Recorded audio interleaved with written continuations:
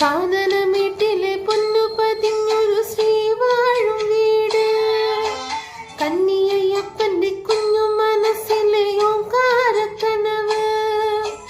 നാമം ജപിക്കുമെന്നാത്മാവിലായിരം കർപ്പൂരത്തെളിവ്.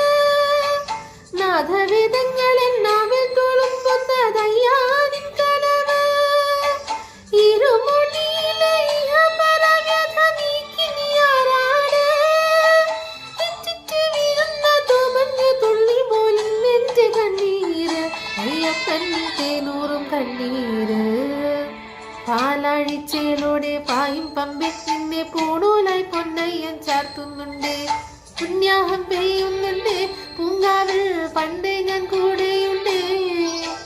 പാലില്ല പാവങ്ങൾ 18-ാം പടിയേറി കാണിപ്പൊന്നാകുന്നുണ്ട്. പാപങ്ങൾ പുണ്യങ്ങളാകുന്നുണ്ട്.